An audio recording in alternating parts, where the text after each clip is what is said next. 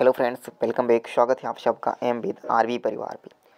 आज इस वीडियो में हम बात करेंगे हिंदी वर्णमाला से संबंधित उन महत्वपूर्ण प्रश्नों को जो आने वाले वीडियो एग्जाम के लिए बेहद यूजफुल होने वाले हैं। तो आप वीडियो को पूरा देखिएगा। यदि आप चैनल पर नए हो तो चैनल को ज़रूर सब्सक्राइब कर लीजिएगा। आइए शुरू करते हैं आज के पहले प्रश्न से। आज का पहला प्रश्न है कि हिंदी वर्णमाला में स्वरों की संख्या कितनी होती है। तो स्वरों की संख्या कितनी होगी?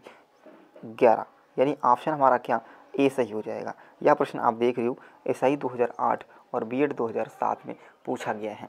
तो वर्णमाला से संबंधित जितने भी प्रश्न किसी भी एग्जाम में आए हैं उन सभी प्रश्नों को आज हम इस वीडियो में डिस्कस करने वाले हैं। बिल्कुल रैपिड फायर, आपका समय बिल्कुल नहीं लेने वाले हैं। तो चलेंगे अगले प्रश्न की ओर। अगला प्रश्न क्या है?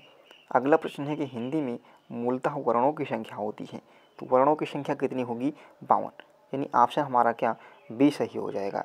बीएड 2002 और यूपी पीजीटी 2005 में यह भी प्रश्न पूछा गया था। अगला प्रश्न है प्रश्न नंबर 3। क्या कहा गया है कि हिंदी वर्णमाला में व्यंजनों की संख्या कितनी होती है। तो व्यंजन कितने होंगे दोस्त? व्यंजन होते हैं 33, यानी ऑप्शन हमारा क्या बी बिल्कुल सही जवाब हो जाएगा। स्वरों की संख्या पूछी जाएगी तो 11 और व्यंजनों की संख्या पूछी जाती है तो 33 और कुल वर्ण पूछे जाते हैं तो कितने हो जाएंगे? 52, यानी ऑप्शन हमारा यहाँ पे बी सही हो जाएगा। बढ़ चलेंगे अगले प्रश्न पे। अगला प्रश्न है कि हिंदी वर्णमाला में अयोग वाह वर्ण है। तो अयोग वाह वर्ण कौन कौन होते हैं? अंग आ, यानी अंग आ जो होंगे वो क्या हो जाएंगे? अयोग वाह वर्ण हो जाते हैं। ऑप्शन हमारा सी एकदम सही जवाब हो जाएगा। बिल्कुल रैपिड फायर हम क्लास करने वाले हैं। आप देख रहे हो यूपी टेट 2013, 17, पीजीटी 2005 में यह प्रश्न पूछा गया है। तो वर्णमाला से जितने भी प्रश्न पूछे गए हैं, किसी भी एग्जाम का हो, एग्जाम नहीं मैटर रखता है, एग्जाम कोई भी हो जिसमें वर्णमाला के प्रश्न पूछे गए हैं उन प्रश्नों को आज इस वीडियो में हम बात करेंगे। ये प्रश्न आने वाले यूपी ट्रिपल जो वीडियो का एग्जाम होने वाला है, कब होगा? 27 को। उसमें ये प्रश्न आपको बेहद यूजफुल, बेहद अच्छे साबित होंगे। क्लियर है? चलो आगे चलें अगले प्रश्न पे। अगला प्रश्न क्या है? अगला प्रश्न है कि वा का उच्चारण स्थान, यानी वा का उच्चारण स्थान आपसे पूछ लिया गया है। वा का उच्चारण स्थान क्या होगा? तो वा का उच्चारण स्थान होता है मेरे दोस्त दंतोष्ठ, यानी दंत और ओष्ठ से। ऑप्शन हमारा ए सही हो जाएगा। क्या? ऑप्शन ए सही हो जाएगा। यूपी ट्रिपल लोअर 2016 में यह प्रश्न पूछा गया है। अगला प्रश्न है उच्छिप्त या द्विगुण व्यंजन। उच्छिप्त या द्विगुण व्यंजन कौन है? इस प्रश्न में आपको निश्चित रूप से कन्फ्यूजन होगी। क्यों? क्योंकि आप यहाँ पर देखो सी और डी ऑप्शन तो ऐसे ही आसानी से काट देंगे। यहाँ पर आपको कन्फ्यूजन होगी कि किसके नीचे बिंदी लगाएं या ना लगाएं, बिंदी लगाएं या ना लगाएं। क्यों? क्योंकि आप सबको पता है डा और डा द्विगुण व्यंजन होते हैं। लेकिन यहाँ पे तो एग्जामिनर ने थोड़ा सा कन्फ्यूजन आपके सामने क्रिएट कर दिया। तो यहाँ पर आपको पता है कि ए ऑप्शन भी गलत हो जाएगा, बी ऑप्शन हमारा क्या एकदम करेक्ट हो जाएगा।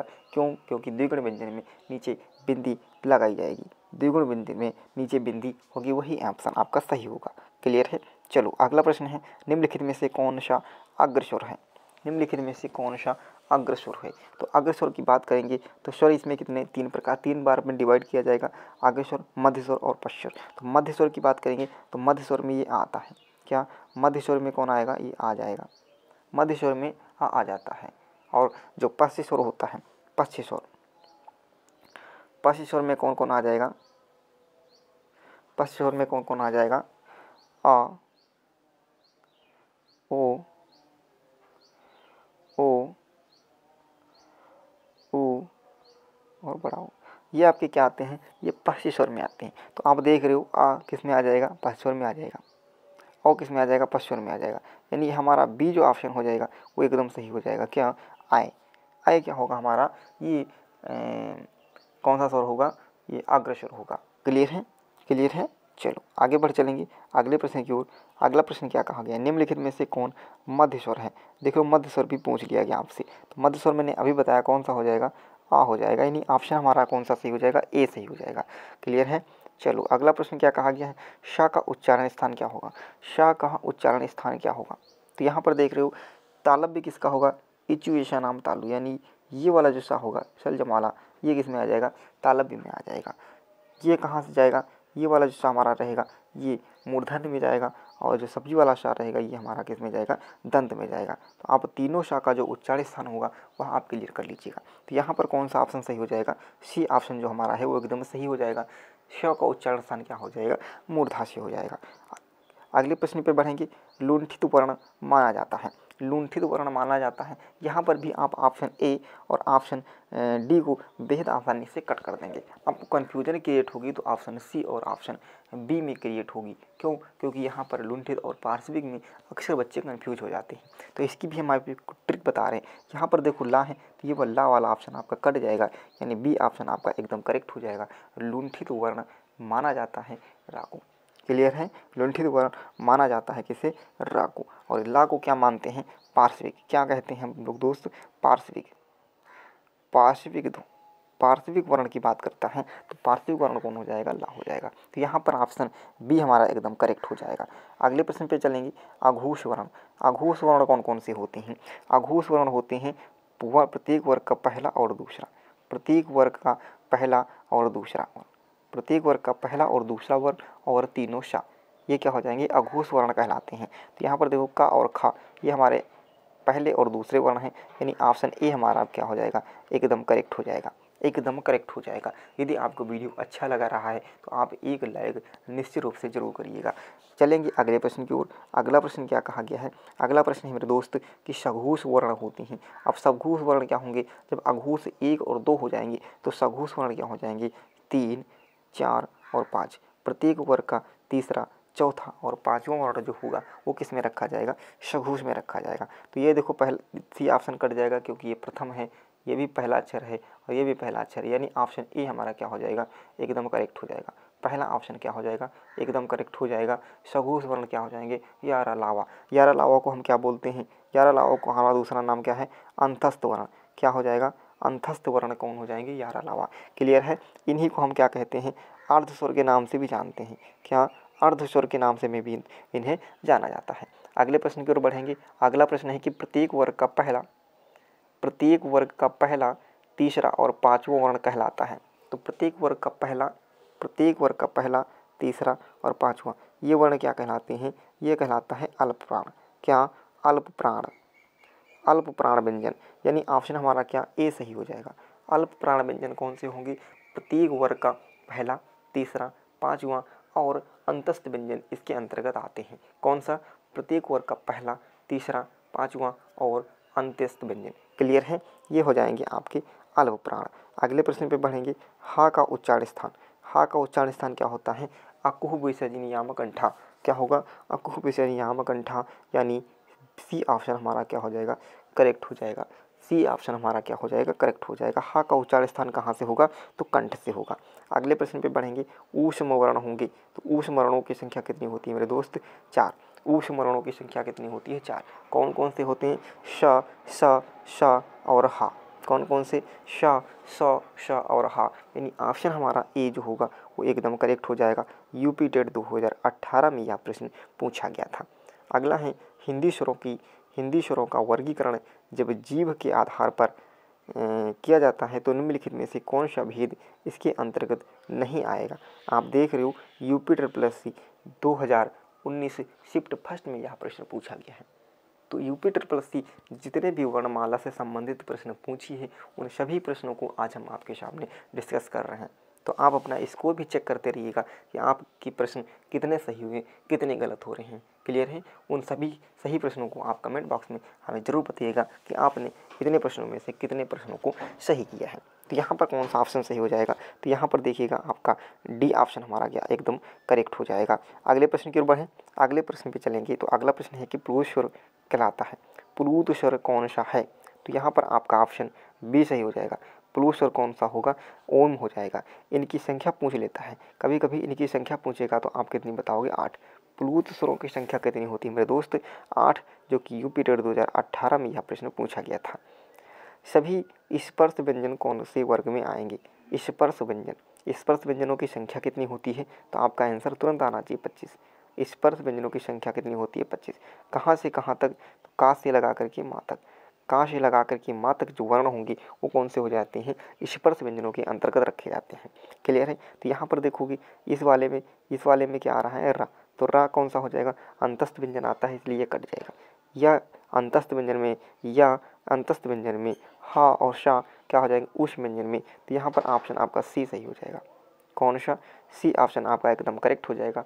क, च, प और दा क्या हो जाएंगे? स्पर्श व्यंजन होंगे। अगले प्रश्न पे बढ़ेंगे। अगला प्रश्न क्या है, अर्धविवर्त स्वर है। क्या अर्धविवर्त स्वर है? तो विवर्त स्वर की बात करेंगे, अर्धविवर्त की बात करेंगे। ये कितने प्रकार के होंगे? 4। कितने होंगे? 4। पहला कौन होता है आपका? पहला होता है संवृत। क्या होता है? संवृत। तो संवृत में कौन कौन आते हैं? संवृत में कौन कौन आते हैं? ई, ई, ऊ और ऊ, ये आपके संवृत में आते हैं। ये आपके किस में आते हैं? संवृत में आते हैं। और अर्ध संवृत की बात करें, अर्ध संवृत की बात करें तो कौन कौन से आते हैं? ओ और ए, ये आते हैं आपके अर्ध संवृत में। विव्रत की बात करते हैं तो विव्रत में कौन आता है? आ। विव्रत में कौन आता है? वा।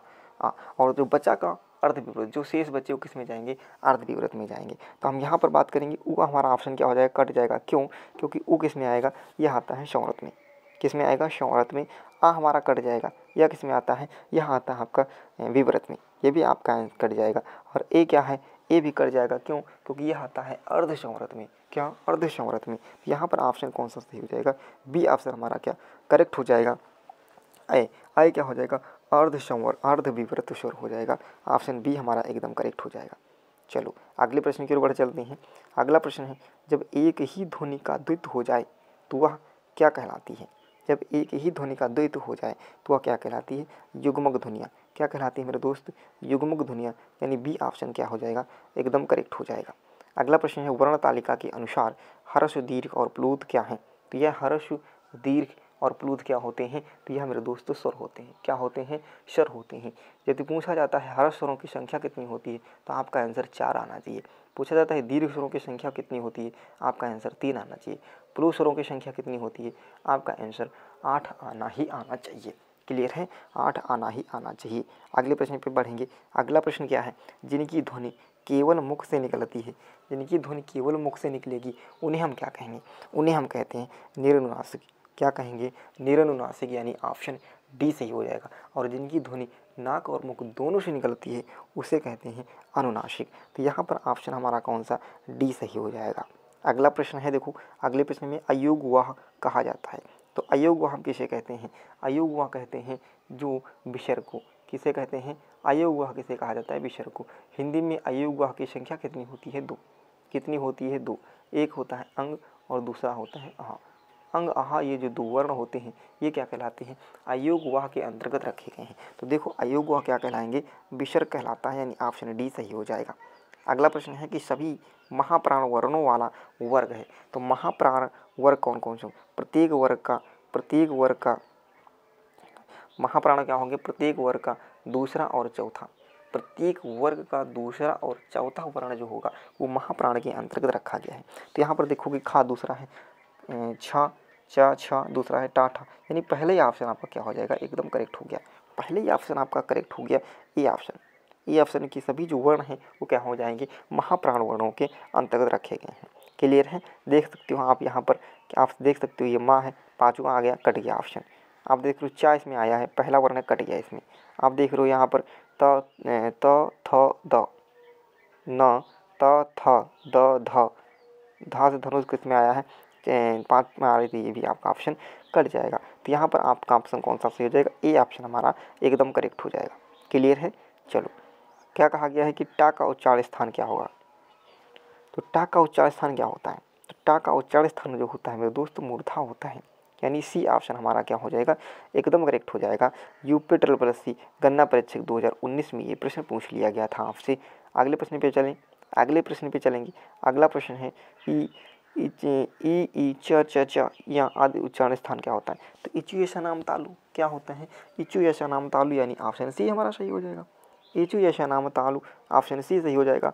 आप देख रहे हो यूपी ट्रिपल वीडियो 2018 में जो पेपर हुआ था उसकी सेकंड शिफ्ट में यह प्रश्न पूछ लिया गया था। तो मैंने कहा है कि जितने भी प्रश्न वर्णमाला के प्रश्न, जितने भी प्रश्न होंगे और किसी भी एग्जाम में पूछे हुए, हमसे क्या मतलब, किसी भी एग्जाम में पूछे गए उन प्रश्नों को हम यहाँ पर आपके डिस्कस करेंगे। क्लियर है? उन प्रश्नों को हम सारे प्रश्नों को यहाँ पर डिस्कस करेंगे। चलेंगे अगले प्रश्न की ओर। अगला प्रश्न देखो क्या कहा गया। बस आज का यहाँ पे यह सेशन समाप्त होता है। तो कैसा लगा सेशन आप कमेंट बॉक्स में जरूर बताइएगा। यदि आप चैनल पर नए हो तो चैनल को जरूर सब्सक्राइब कर लीजिएगा। अगले टॉपिक की, अगला जो हमारा टॉपिक रहेगा उस टॉपिक से संबंधित जितने भी प्रश्न आए हुए होंगे उन सभी प्रश्नों को हम इसी में डिस्कस करेंगे। तो आप वीडियो को चैनल को हमारे सब्सक्राइब कर लीजिएगा, ताकि जब हम अगला वीडियो दें तो उसकी नोटिफिकेशन आपको सबसे पहले प्राप्त हो जाए। चलेंगे, मिलेंगे अगले वीडियो में, तब तक के लिए धन्यवाद।